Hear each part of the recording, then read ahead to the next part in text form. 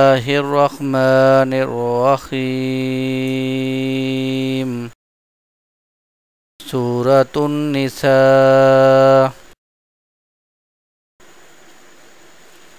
पारा नंबर 5, सूरतुन निसा का रकू नंबर 8 और पारे का रकू नंबर 4 आज इंशाअल्लाह ज़ेर मुताला आएगा।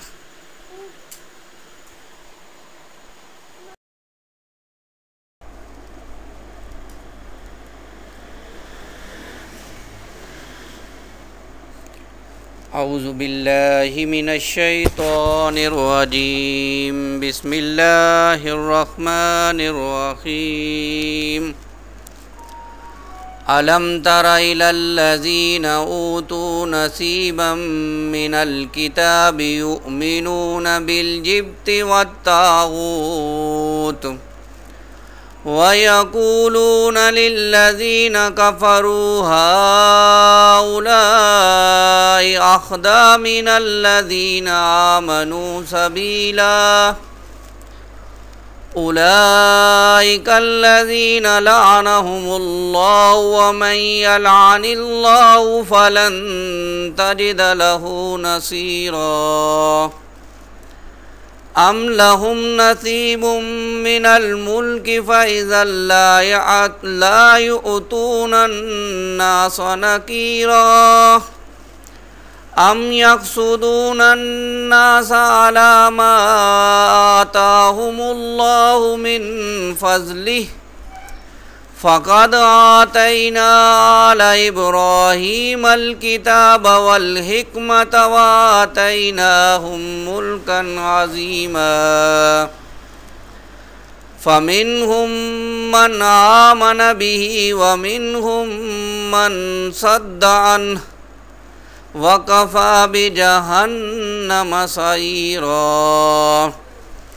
इन्नल्लज़ीना कफ़रू बिआयातिना सौफ़ नुस्लीहिम नारा कुल्लमा नज़िजत जुलूदुहुम बद्दलनाहुम जुलूदन गैरहा लियज़ूक़ुल अज़ाब इन्नल्लाहा काना अज़ीज़न हकीमा।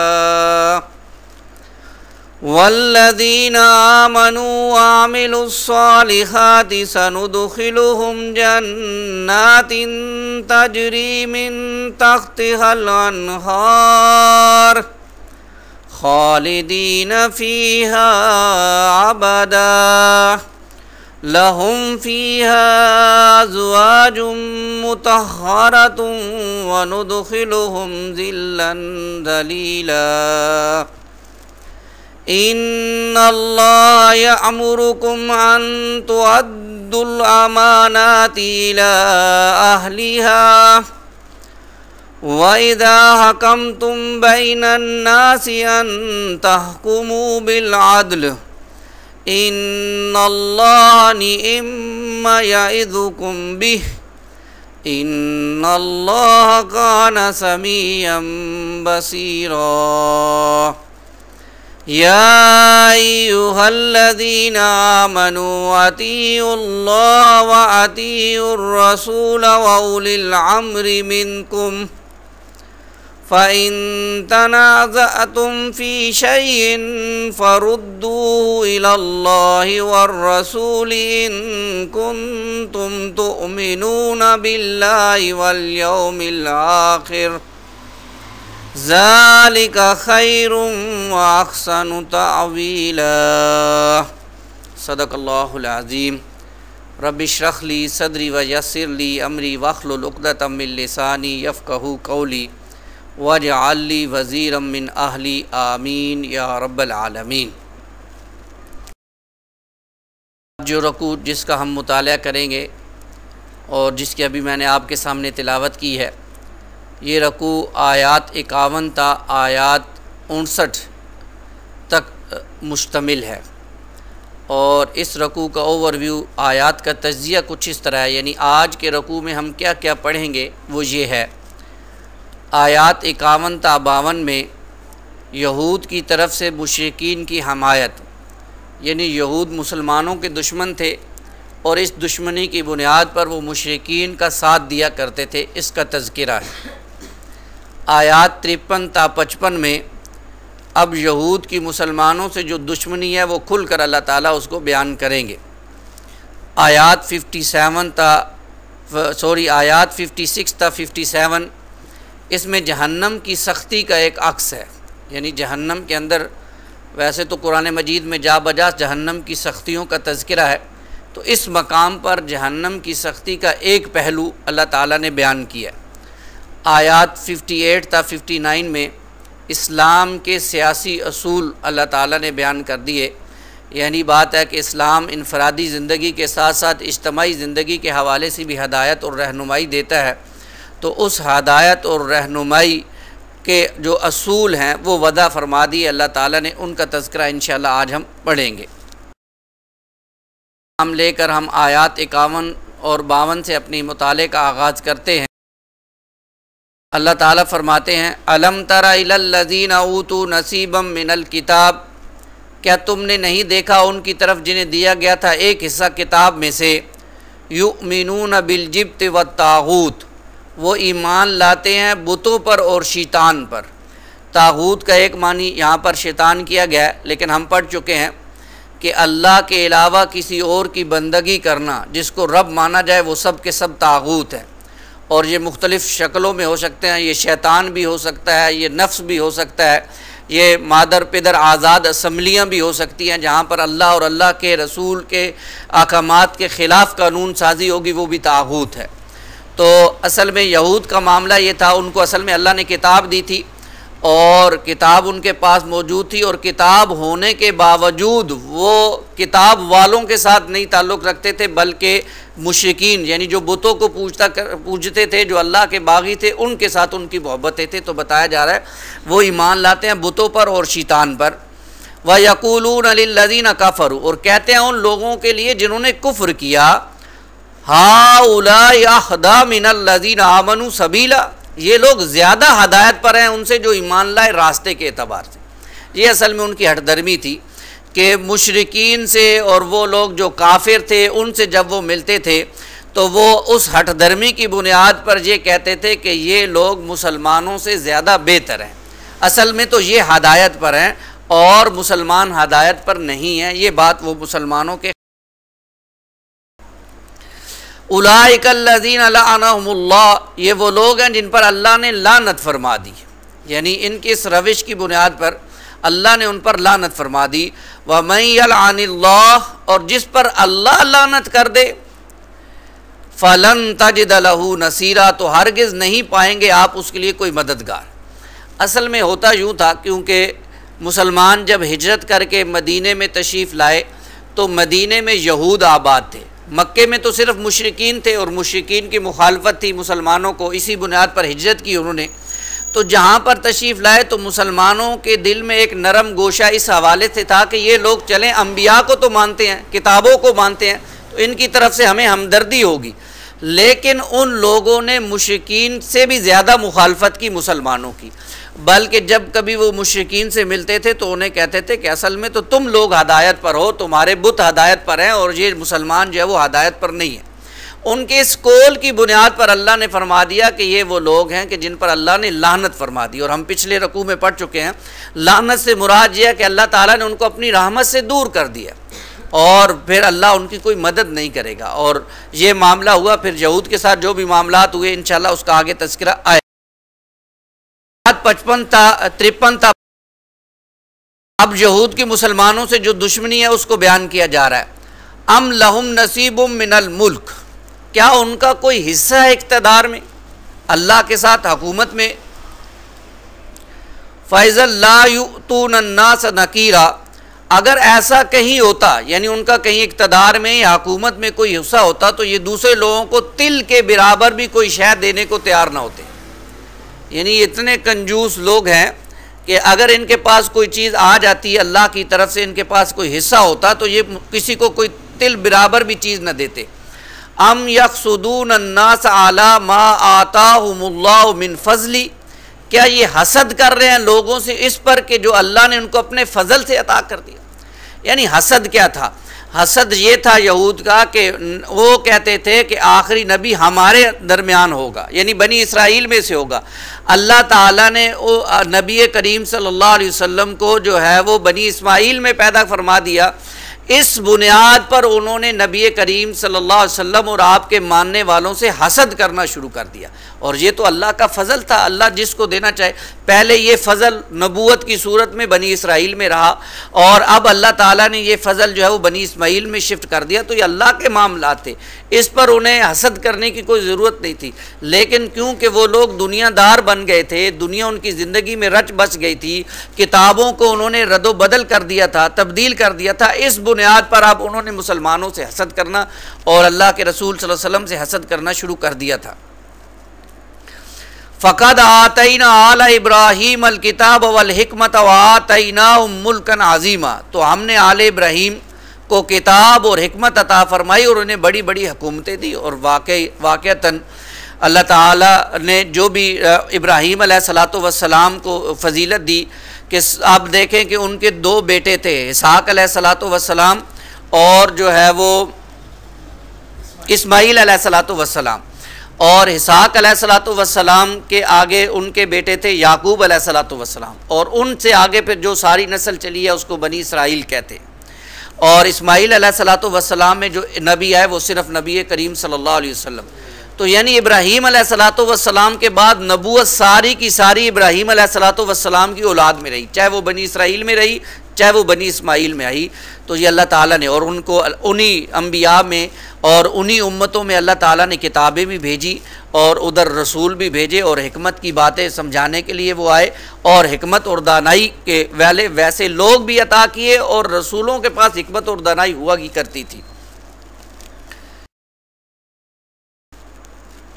फ़मिनहुम मन आमन बिही व मिनहुम मन सद्द अन्हु। तो जब अल्लाह ने ऐसा काम किया उनके दरमियान ये लोग भेजे तो बस उनमें से वो थे जो ईमान ले आए उन पर कुछ, और वो भी थे जो उससे रुक गए। यानी कुछ ने तो अम्बिया की बातों को मान लिया, अम्बिया की किताबों पर ईमान ले आए और कुछ जो है वो उससे रुक गए, उस पर ईमान न लाए। व कफ़ा बिजहन्नम सईरा। और ऐसे लोगों के लिए जो रुक गए तो उनके लिए जहन्नम की आग ही काफ़ी है। ये असल में बड़ी सख्त वईद है जिसकी तरफ हमारी भी तवज्जो होनी चाहिए। आज असल में हामिले किताब मैं और आप लोग हैं, यानी आज किताब उम्मत मुहम्मद सल्लल्लाहु अलैहि वसल्लम के पास है और अल्लाह के रसूल सल्लल्लाहु अलैहि वसल्लम किताब की तालीम दे कर गए, उसके ज़रिए से तज़किया करके गए, उसकी हिकमत की बातें बयान करके गए। आज अगर हम उस किताब पर ईमान लाएं जैसा कि ईमान लाने का हक़ है तो फिर हमारा उस पर यकीनी वाला ईमान होगा। लेकिन सरसरी ईमान हो और जो है वो सरसरी ईमान की बुनियाद पर जो है वो हम किताब के मामलात के ख़िलाफ़ चल रहे हों तो फिर अल्लाह हमें सोचने की तौफ़ीक़ अता फ़रमाए। यानी आज हमें सोचना चाहिए कि जो किताब हमें मिली अपने रसूल यानी नबी करीम सल्लल्लाहु अलैहि वसल्लम के ज़रिए से, आज हमारा उसके साथ ताल्लुक़ कैसा है, क्या हम उस पर ईमान ला रहे हैं और उसके तकाज़ों को उसके अंदर बयान करदा बातों पर अमल कर रहे हैं या हम उससे रुक रहे हैं। अल्लाह हमें इस तरफ अब आयात 56 था, जहन्नम की जो सख्ती है उसको बयान कर रहे हैं। इन्नल्लज़ीना कफ़रू बिआयातिना सौफ़ नुस्लीहिम नारा। यकीनन लोग हमारी आयात का कुफ्र करेंगे, इनकार करेंगे। एक वक्त आएगा कि हम उन्हें आग में झोंक देंगे, हम उन्हें आग के हवाले कर देंगे। कुल्लमा नज़िजत जुलूदुहुम, जब भी उनकी खालें जिल्दें जल जाएंगी उसके अंदर, आग के अंदर, क्या करेंगे हम? बद्दलनाहुम जुलूदन गैरहा, हम बदल कर दे देंगे उन्हें खाले उनके सिवा। एक बात तो ये नोट कर लें कि जहन्नम में मौत नहीं है, जन्नत में भी मौत नहीं है। मौत की ज़िंदगी यहीं तक है। इसलिए रवायात में आता है कि जब क़यामत बर्पा होगी सबसे पहले अल्लाह ताला मौत को ख़त्म कर देंगे। आज के बाद किसी को मौत नहीं है, या तो अबदी अबदी जन्नत मिल जाएगी या फिर जहन्नम की तरफ जाना पड़ेगा।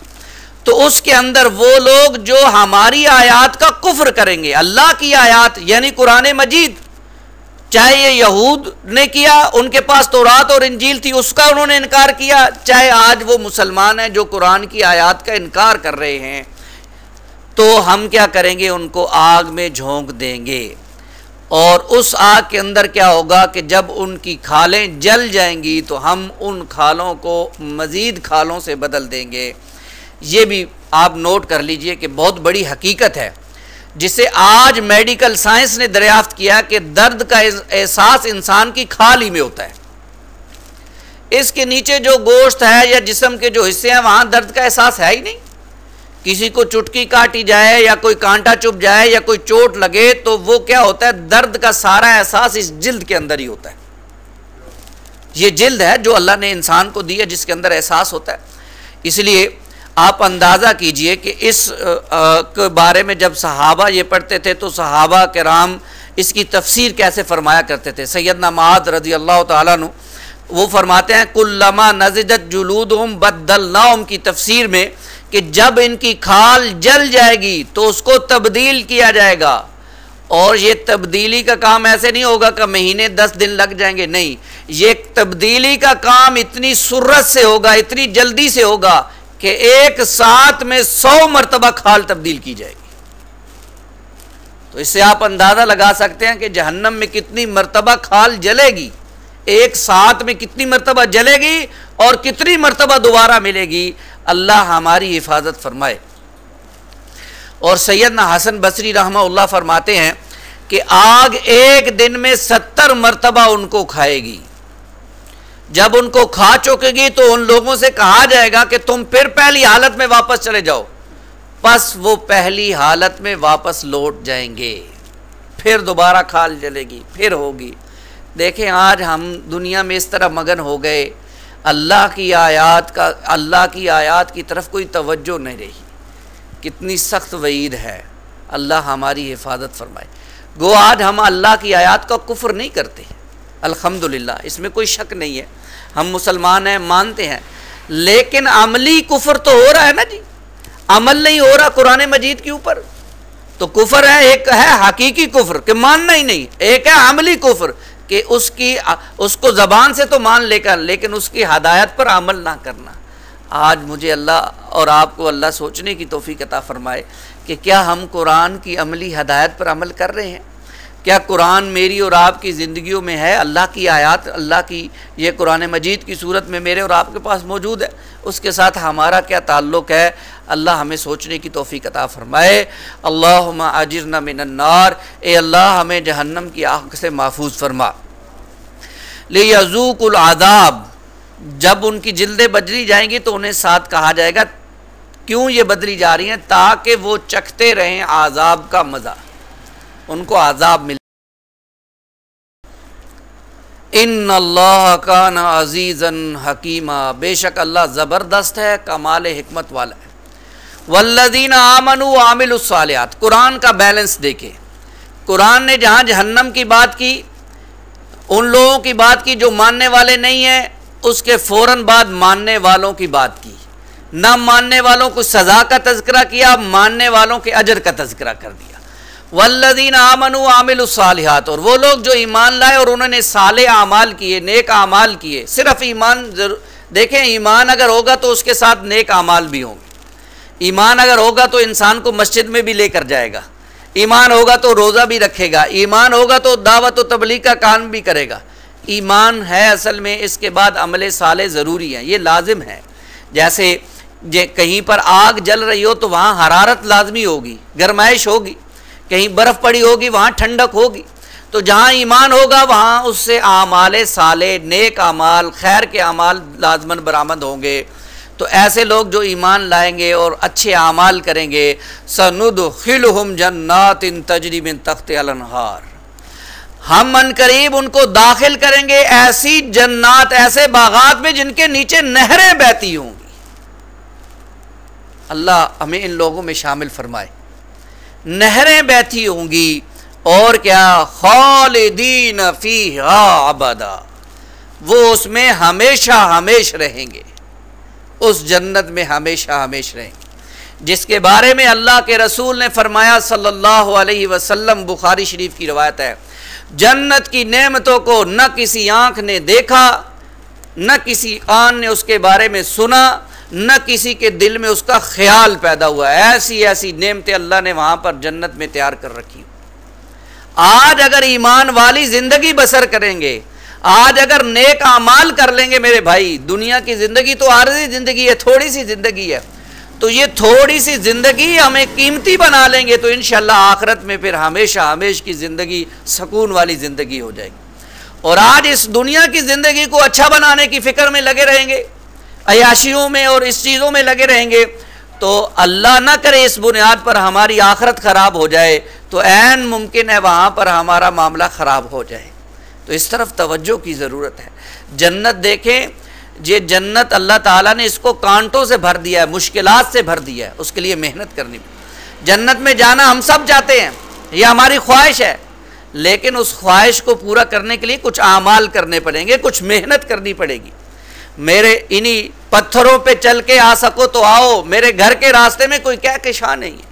अल्लाह से मोहब्बत की है, अल्लाह से यारी लगाई है, अल्लाह की रज़ा चाहिए, जन्नत चाहिए, तो रास्ते में पत्थर भी पड़ेंगे, कांटे भी बिछाए जाएंगे, लोग तुम्हें पागल, शायर, दीवाना, मजनू, ये सारे अल्फाज भी सुनने पड़ेंगे, क्योंकि ये सारे अल्फाज मुहम्मद रसूलुल्लाह सल्लल्लाहु अलैहि वसल्लम को सुनने पड़े।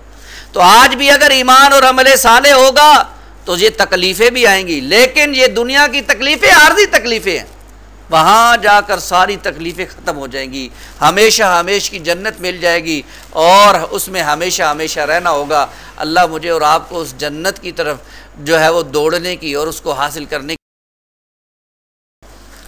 लहुम फीहा अज़वाजुम मुतहरा, उनके लिए वहाँ पर बागात होंगे और पाकीज़ा जोड़े होंगे। पाकीज़ा जोड़े से क्या मुराद है?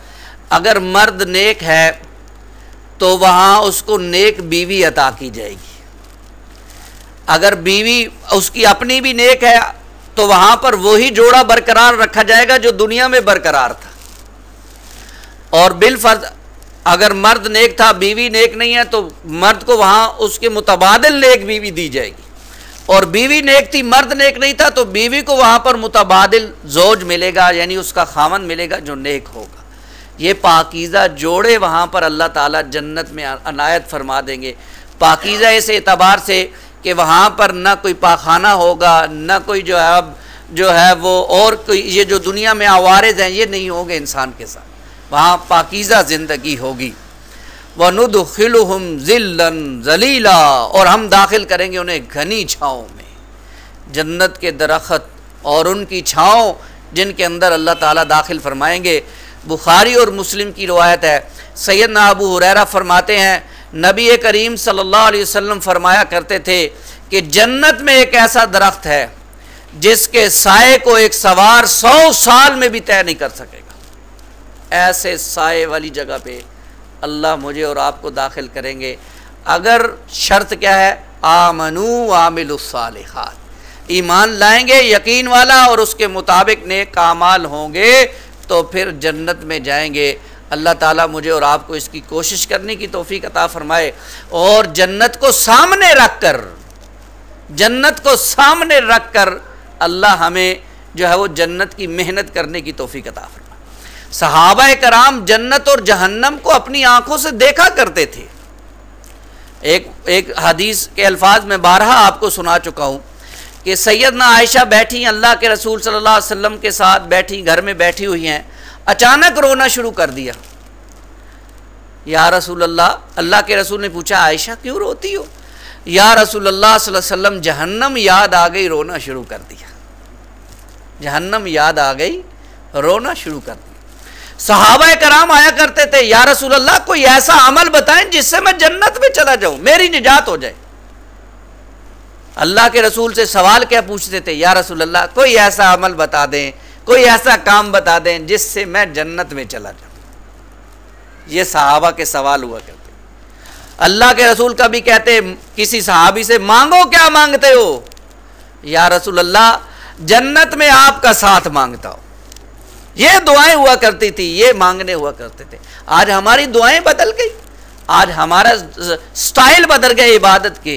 सहाबा की ज़िंदगियां हमारे सामने, जन्नत और जहन्नम को सामने रख के ज़िंदगी गुजारा करते थे। आज हमारी नज़रों के सामने नहीं है ये मामला। इसको सामने रखने की ज़रूरत है। इस तरह इंसान के आमाल में भी इजाफा होता है और बेहतरी आती है। इंसान जन्नत को जब सामने रखता है और जहन्नम को जब सामने रखता है तो फिर उससे बचने की ज़्यादा तगदो हो रही है और जन्नत में जाने की ज़्यादा मेहनत हो रही होती है। अल्लाह मुझे और आपको ये मेहनत करने की तौफीक अता फरमाए। 58 था 59 में बात है इस रकू की, जिसके अंदर इस्लाम के सियासी असूल बयान किए जा रहे हैं। एक बात तो ये नोट कीजिए कि हमारा दीन इस्लाम ज़िंदगी के हर गोशे में रहनुमाई देता है, चाहे वो ज़िंदगी का इनफरादी गोशा हो उसके अंदर भी हमारा दीन हमें रहनुमाई देता है, और चाहे वो ज़िंदगी का इज्तमाई गोशा हो उसके अंदर भी हमारा दीन हमें रहनुमाई देता है। इनफरादी गोशे में जो बड़ी बड़ी चीज़ें हैं वो क्या है? इनफरादी तौर पर अकायद हैं, इबादात हैं, रसूमात हैं। इस्लाम इन चीज़ों में भी हमें रहनुमाई देता है। अकायद कैसे होने चाहिए ये भी बताया इस्लाम ने। एक अल्लाह को मानो, अल्लाह के रसूलों को मानो, आखरत को मानो, किताबों को मानो, अच्छी और बुरी तकदीर को मानो, ये हमारे अकायद है। और इससे आगे बढ़कर इबादात, ये भी हमारा दीन हमें बताता है, नमाज पढ़ो, रोज़ा रखो, और जो है वो इसके साथ साथ अगर इस्तिताअत है तो हज करो, और आगे बढ़कर जो है वो ज़कात दो। ये इबादात दी हैं हमारे दीन ने हमें, और रसूमात भी दी हैं हमारे दीन ने।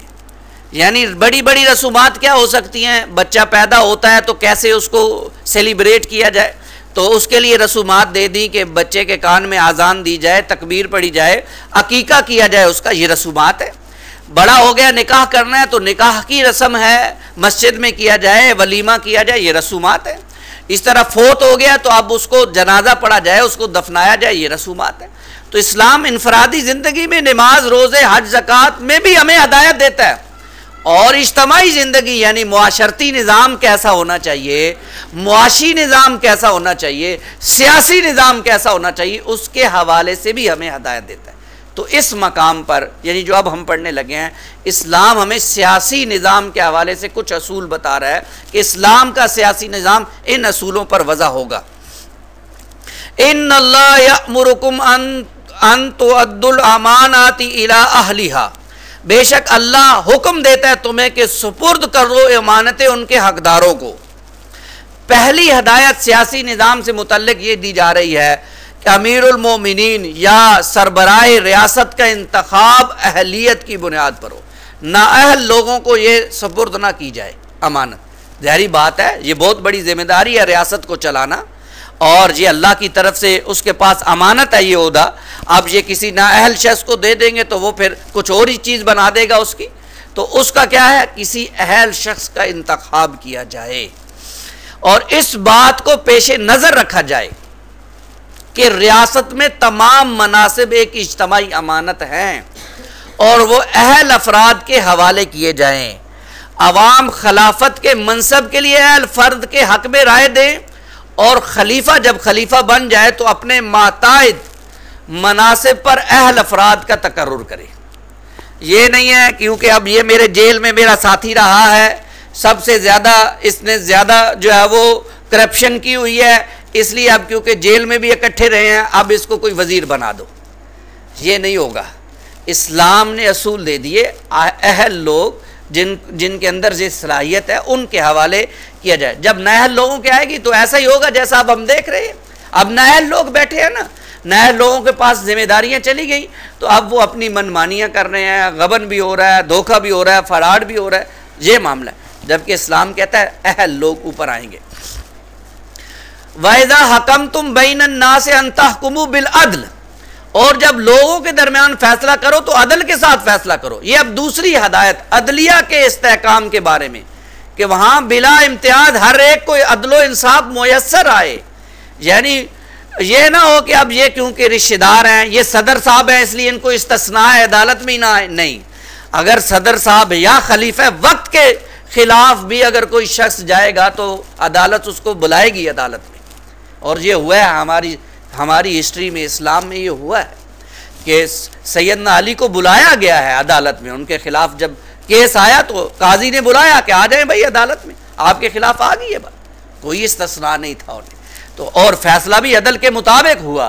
तो अब बिला इम्तियाज, ये नहीं कि अब ये कोई वज़ीर साहब हैं या कोई बड़े ऊंचे ख़ानदान के हैं इसलिए फ़ैसला नहीं, फ़ैसला अदल के मुताबिक होगा। ये दूसरी हदायत है जो दी जा रही। इन्नल्लाह निअम्मा यइज़ुकुम बी, बेशक अल्लाह क्या ही उम्दा नसीहत करता है तुम्हें इसके बारे में।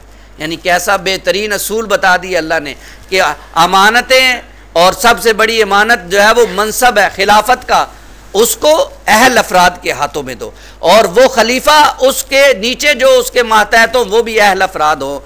और दूसरा ये जुडिशरी के हवाले से कि अदलिया इंसाफ के मुताबिक फ़ैसले करे, और इंसाफ के मुताबिक फ़ैसले तब होंगे जब कुरान और सुन्नत के मुताबिक फ़ैसले हों। जब आप 1935 के एक्ट के मुताबिक फ़ैसले करेंगे तो ज़हरी बात है वो तो अंग्रेज़ों का बनाया हुआ कानून है, उसके मुताबिक तो अदल कहाँ से मिल सकता है। इन्नल्लाह कान समीअम बसीरा, बेशक अल्लाह खूब सुनने वाला है और खूब देखने वाला है। ये भी ज़रा नोट कीजिए कि जदीद जो भी रियासत बनेगी इस्लामी, उसके 3 सतून बहुत अहम होते हैं। एक है इंतज़ामिया और अदलिया और मुकन्नना, ये 3 सतून होते हैं। और पहली आयत जो हमने अभी पढ़ी है उसके अंदर इंतज़ामिया और अदलिया के ज़िक्र के बाद पहले बताया गया इंतज़ामिया कैसी हो, अहल अफराद हो। अदलिया के बारे में बताया गया कि अदल इंसाफ से काम करे। अब ये बताया जा रहा है दूसरी आयत में कि मुकन्नना यानी कानून साजी के असूल क्या होंगे, उसका भी तज़किरा आ गया इस आयत में। या अय्युहल्लज़ीना आमनू अतीउल्लाह व अतीउर रसूल, अहले ईमान इताअत करो अल्लाह की और इताअत करो रसूलुल्लाह सल्लल्लाहु अलैहि वसल्लम की। यानी रियासत इस बात की पाबंद होगी कि हर सतह पर अल्लाह ताला और रसूलुल्लाह सल्लल्लाहु अलैहि वसल्लम की इताअत की जाएगी।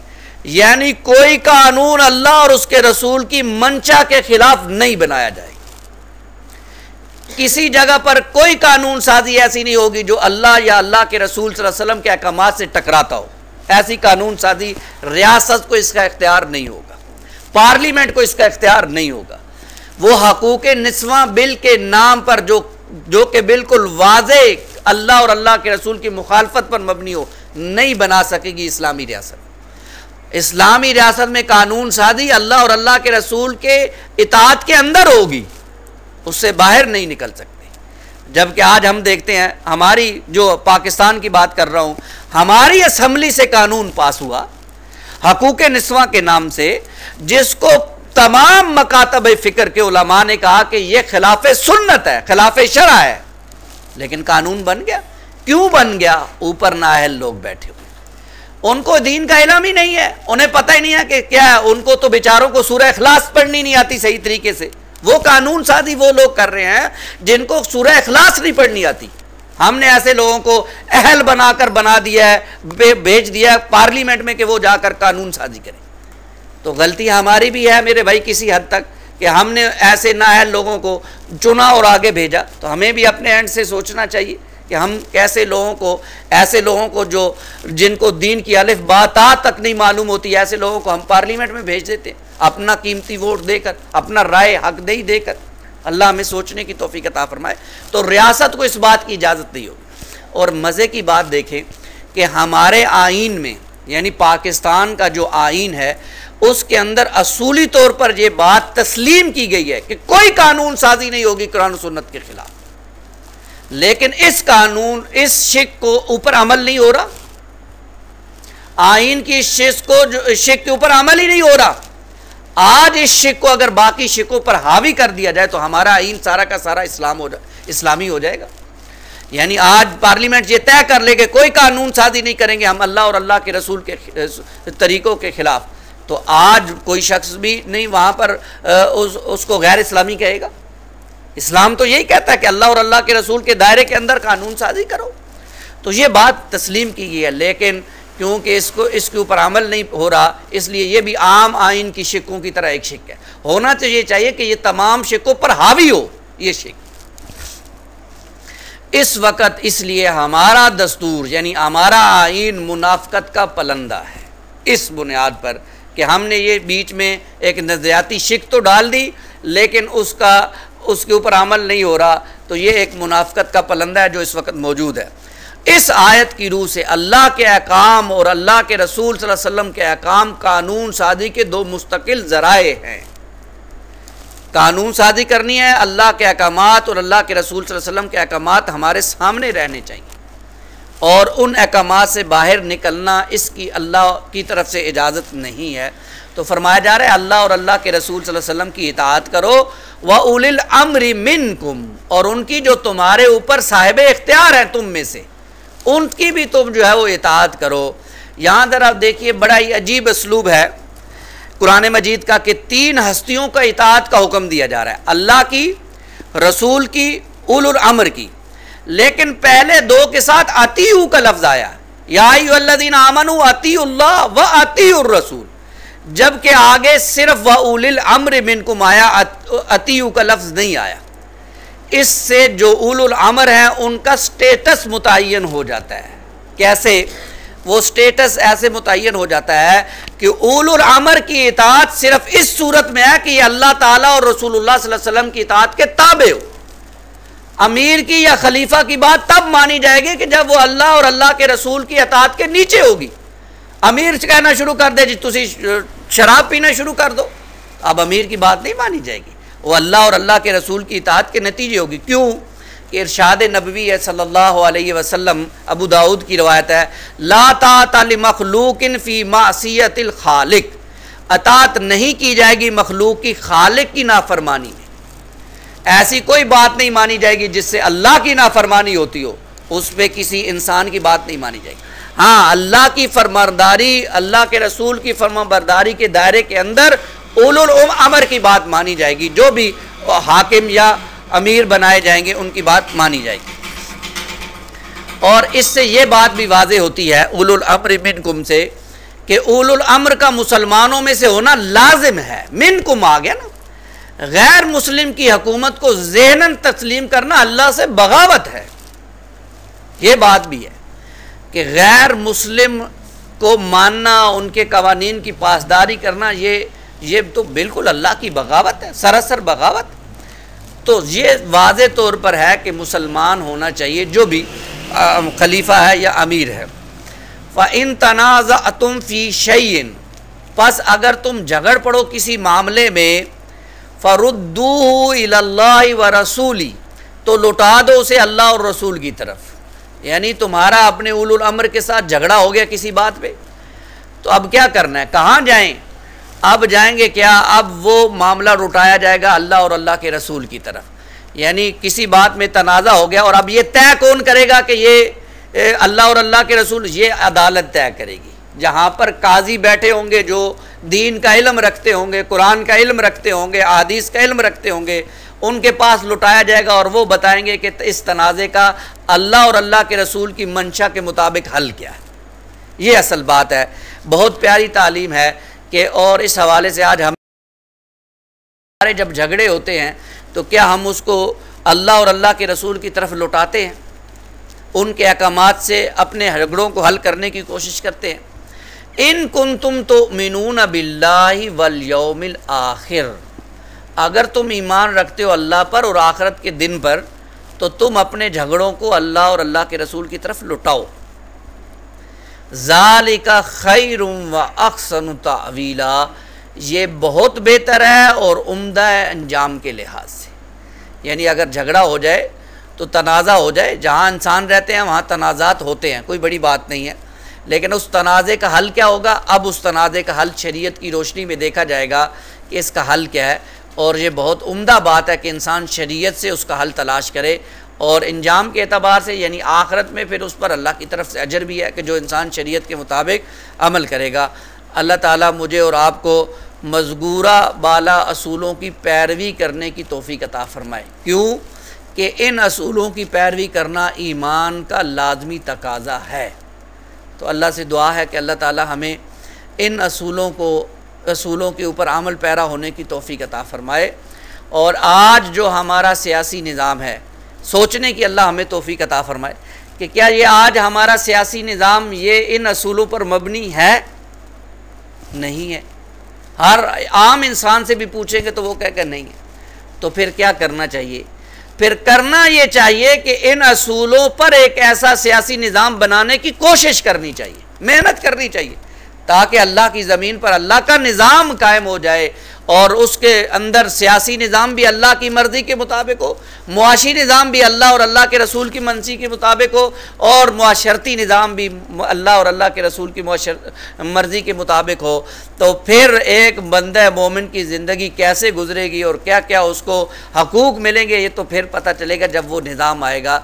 तो अल्लाह से दुआ करें कि अल्लाह ताला हमें वो सारे के सारे जो है वो इन असूलों पर अमल करने के लिए ऐसी रियासत को कायम करने की तौफीक अता फरमाए जिसके अंदर इन असूलों पर अमल किया जा सके।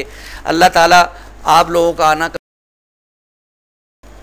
इस हवाले से ज़रा आखिर में बस ये मैं बात अर्ज़ करता हूँ कि ये जो 6 असूल यहाँ पर बयान हुए हैं, इनको दोबारा हम दोहरा लेते हैं ताकि हमारे ज़हनों में ताज़ा हो जाए। सियासी निज़ाम के इन 2 आयात में जो 6 असूल बयान हुए, पहला, रियासत में तमाम मनासिब एक इज्तमाई अमानत हैं और वो अहल अफराद के हवाले किए जाएंगे। अवाम खिलाफत के मनसब के लिए अहल अफराद के हक़ में राय दें और खलीफा मातहत मनासिब पर अहल अफराद का तकर्रुर करे।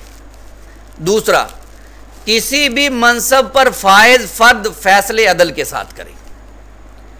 तीसरा, रियासत इस बात की पाबंद होगी कि हर सतह पर अल्लाह ताला और रसूलुल्लाह सल्लल्लाहु अलैहि वसल्लम की इताअत की जाए। इसी तरह रियासत का नज़्म होगा कि उलुल अम्र यानी साहिबाने इख्तियार की भी इताअत की जाए। अलबत्ता साहिबाने इख्तियार की इताअत में एक इस्तिस्ना है, वो इस्तिस्ना अभी बयान हो रहा है। आयत में अतीउ अताअत करो के अल्फाज अल्लाह ताला के साथ आए हैं और रसूलुल्लाह सल्लल्लाहु अलैहि वसल्लम के साथ आए हैं, लेकिन उलुल अम्र के साथ नहीं आए। ये बात इस अमर की दलील है कि मुतलक और गैर मशरूत इताअत सिर्फ अल्लाह ताला और रसूलुल्लाह सल्लल्लाहु अलैहि वसल्लम की है। उलुल अमर की इताअत सिर्फ इस सूरत में होगी कि अल्लाह ताला और रसूलुल्लाह सल्लल्लाहु अलैहि वसल्लम की इताअत के ताबे हो। उलुल अमर से इख्तलाफ की सूरत में कुरान और सुन्नत से रहनुमाई के हसूल का हुक्म दिया गया। और उलुल अम्र मिनकुम के अल्फाज वाज़े करते हैं कि उलुल अम्र का मुसलमानों में से होना लाजिम है। ये वो 6 सियासी असूल हैं जो इस आयत में अल्लाह ताला ने बयान किए हैं। अल्लाह ताला मुझे और आपको कुरान की इन तालीमात पर अमल करने की तौफीक अता फ़रमाए और कुरान मजीद को हमें अपनी ज़िंदगियों में लाने की